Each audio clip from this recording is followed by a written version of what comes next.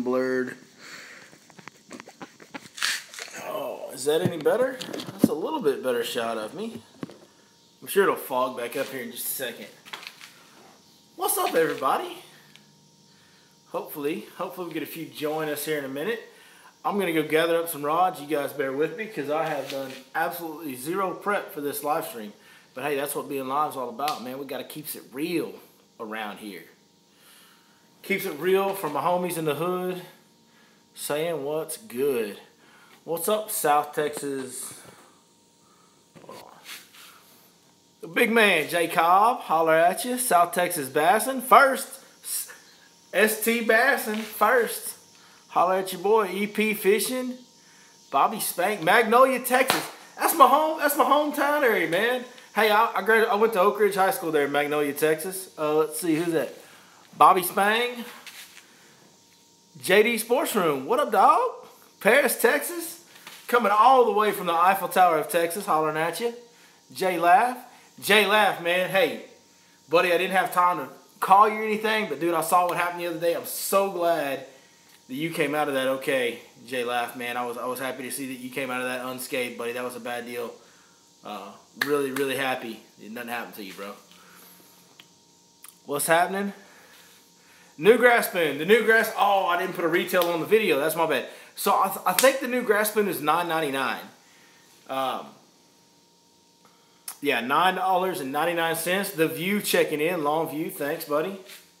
Garland, Texas. Holler at you. Where's all the Okies at? We got some Muskogee Okies in here.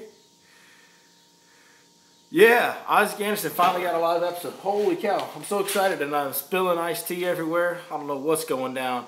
But, so the new grass spoon, $9.99. If you guys didn't see last night's video, be sure and check that out. This is one I've been keeping under my hat. I'm actually so excited because I've been wanting to put it in the top 5 baits every week. This will be the first week I get to because I've been trying to keep it under wraps until Joe was ready to sell them. So definitely give Joe Spates a call. Order some of those new grass spoons. Speaking of that, apparently there's a bunch of grumpy old dudes around Lake Fork that just hate my guts because I bring you guys good information, basically. I don't know what else to say. I don't know if it's jealousy because I'm booking a lot of trips. I don't know if they're really mad because I'm giving away too much information. But either way, it's not their information, it's mine. I haven't cheated to find any of it. I haven't stolen any information from anybody. I've learned everything that I know about Fork. You know, I mean, sure, there's people that teach me things, but we all learn things from other people. I mean, that's just the way it is. There's no information that I let go of on this channel that somebody else taught me that I haven't got their permission to give away. So, there's a lot of guys that just happen to get mad. I think more than anything they get mad because they see how well it works. I don't know, maybe that's what it is, and it frustrates them because they don't think I deserve, to be a guide, or I don't know what they think, but they're just grumpy people. Hey, there's one guy though, one guy in particular. I would really appreciate it if everybody that's watching this live stream, everybody that's following me, could go onto Facebook at some point tonight and go into the Skeeter Boat Owners Group, or just look up Dave Longrie. Dave, and his last name is spelled Longrie. Just send him a message saying, I love Billy Lawson, or Billy Lawson's my favorite Lake Fork guide. Just send him a message saying that. Just so he'll understand how social media works, because he's been literally going after me all day long, trying to tell me that spoon is no different than any other spoon. When you guys that have been on trips with me know that I've been working on that spoon for a long time and trying to tweak it and get it just right, and going back to Joe's shop and talking to him, making sure that it was the very best spoon possible to come through that grass. Anyway, I don't want you to send it to the wrong guy. So his name's Dave Longrie, Longrie. He is, I think he's the owner of Bayou Tackle. He's got a bunch of Bayou Tackle stuff on his Facebook page. But anyway, yeah. If you go into Skeeter Boat Owners Group and look at my posts and look at the comments, you'll see that guy is just apparently hates my guts. So, all right, let me grab some rods. We can talk about baits. How about that?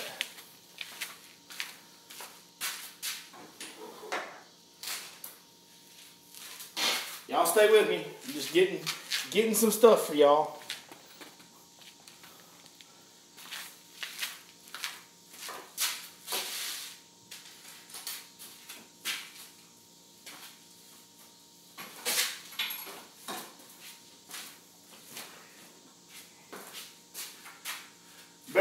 guys, I'm coming back. Hang tight, hold on.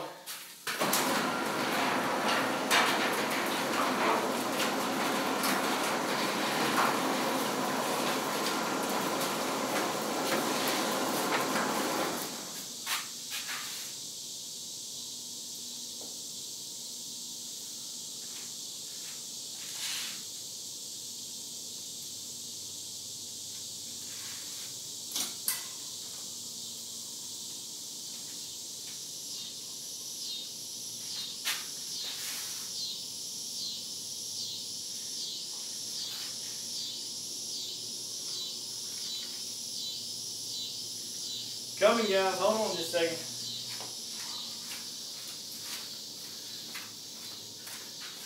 Hashtag worst live stream ever.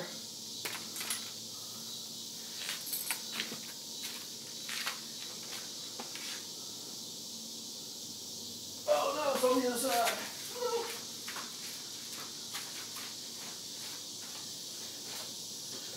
Oh.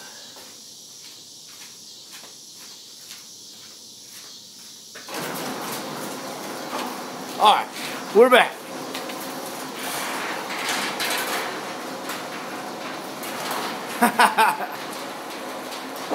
Where can you buy the Joe Spade spoons? Because the store is never open. Well, especially during this time of year, Joe does have very selective hours. He's very much old school. But if you call that number that I posted on the video description, it's 903-765-3398. If you call that phone number, he will ship orders to your door. This new grass spoon is not going to be sold in any of the retail stores around the lake. It's just going to be sold direct through Joe. So you're going to have to call him or catch him when he's there. If you call that number, though, even when he's closed, if you call that number, that's his personal phone. He'll answer, and if he's at his house, which is right next door, he'll come over and open up the shop.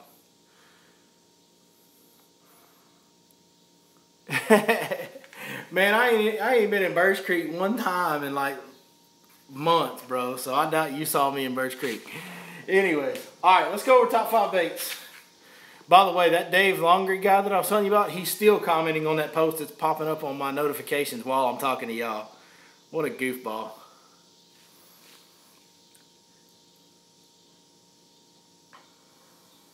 All right, top 5 baits. We talked about this at the seminar at LFT last Friday.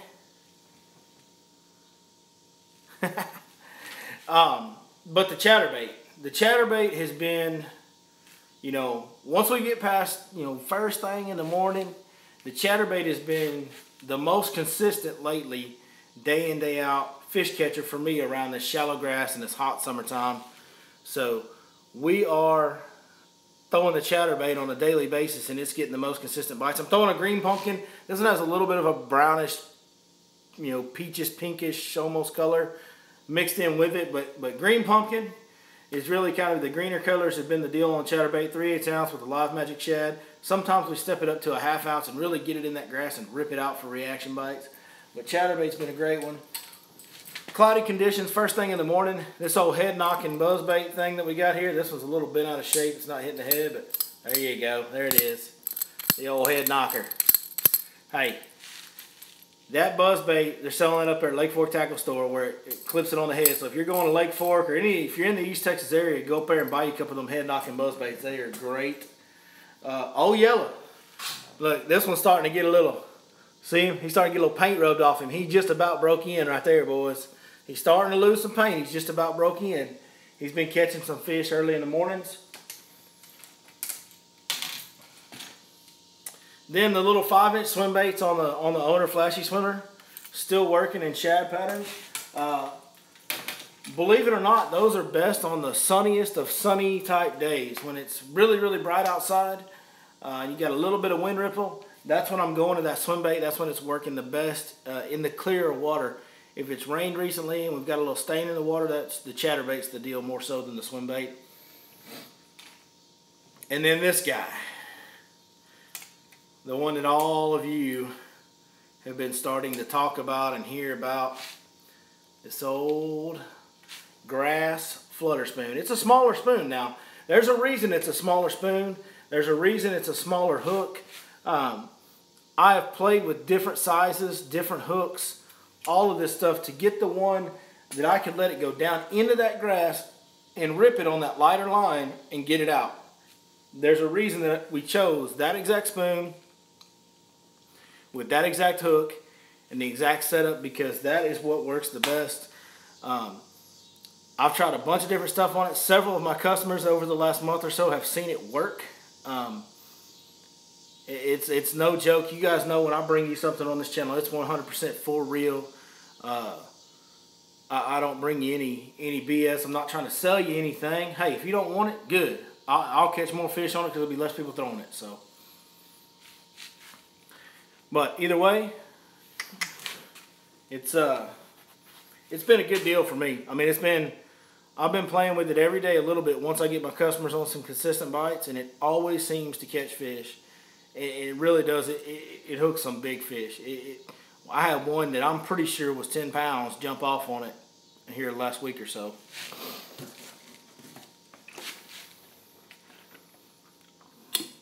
All right, let's get on some questions.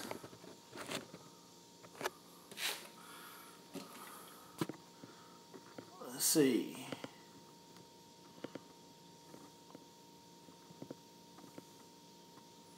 All right, just trying to get caught up to some questions here. Somebody says they're about to join the Skeeter Club. You will not regret it. To me, my opinion, Skeeter is the very best bass boat out there. All right, I'm trying to go back to the beginning questions. I'm just going to work backwards.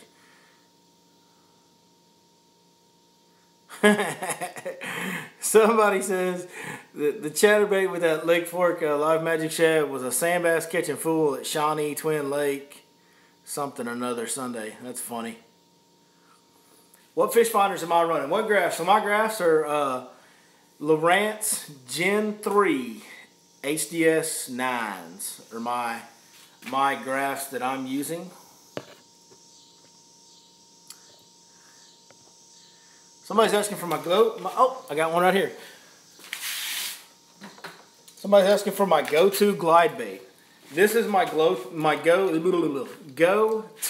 glide bait. That's a 6 cents flow glider right there. That is my favorite one. To me, it's a smaller glide bait. It's not as big as a lot of the others, but to me, it gets more bites and it has a better action than even any of the bigger ones. I can make this thing do some crazy dancing. Always has a great custom paint job coming from 6 Cents Lures. Casey Sobczak does a great job on that. Great stock treble hooks, really good hooks built into them. Can't say enough. Buy this 6 Cents flow glider, pull it out of the package, and start playing with it. You'll learn how to fish a glide bait.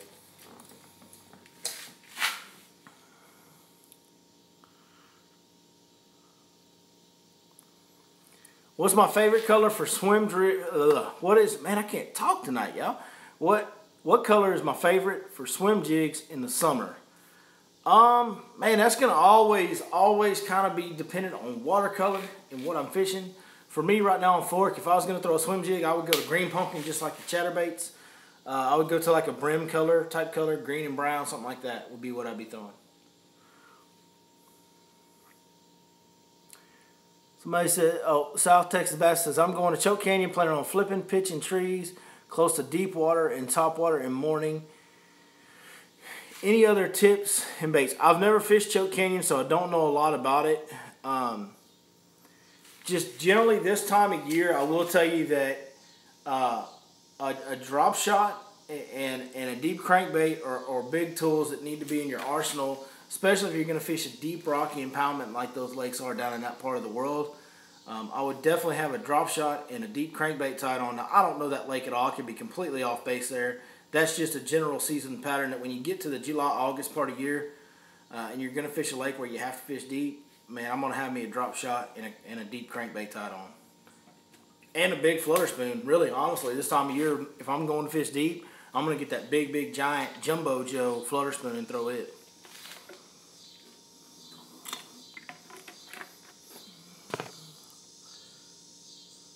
On a football jig, when should you use one without a weed guard? I don't.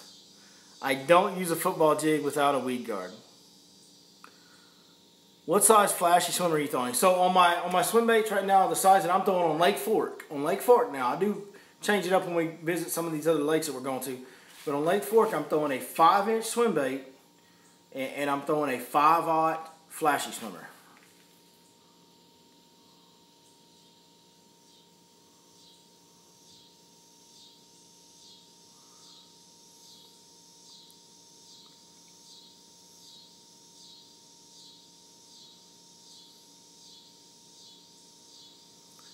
Somebody said there was skunk last week. I only got 2 the week before. Lake Fork, particularly at the end of summer, can be one of the toughest lakes to fish in the world. It's one of the best lakes in the world and one of the toughest lakes in the world. At the same time, it is not easy to catch fish on it consistently. Man, you just got to keep grinding, brother. Keep grinding. Try to do some of the things that we talk about on here. More importantly, try to fish things that you're confident in. Fish the fish that you find, what you know in your heart and what your instinct tells you to go with it and grind away. And then when you figure it out, it will be that much more rewarding. You know, I try to give you guys as much help and advice as I can. At the end of the day, when you're bass fishing, man, you've got to trust your instincts. You've got to fish what you have confidence in, what you know best, and pay attention to all the little details that you can, and just grind and just grind and grind and grind until you figure it out. And then when you figure it out that way, you know, yeah, you take advice, but when you figure it out your own way, you'll be that much more successful. You'll be able to catch those fish better than any fish I could ever put you on. So just keep grinding, brother. Don't give up. Just keep on it.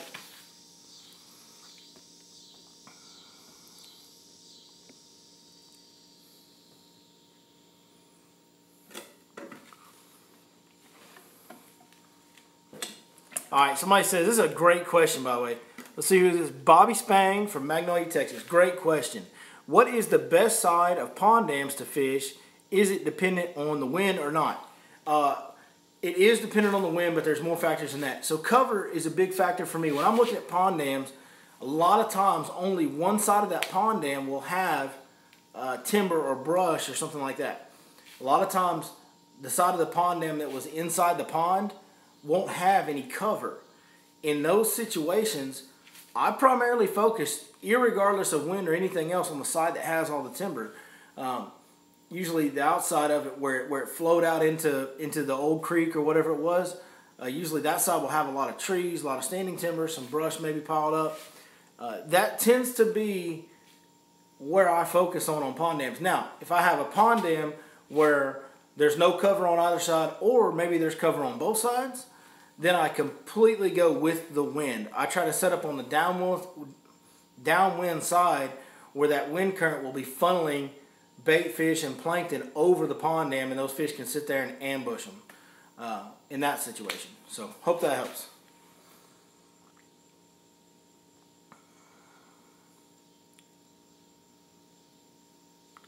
Jeff, I'm getting your comments, buddy.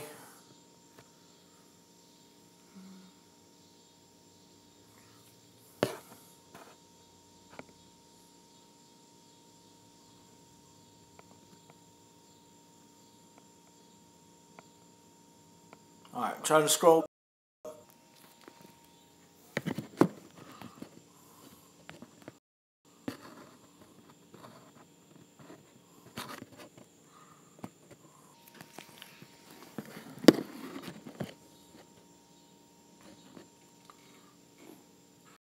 Holy cow. Well, I guess we're having difficulty.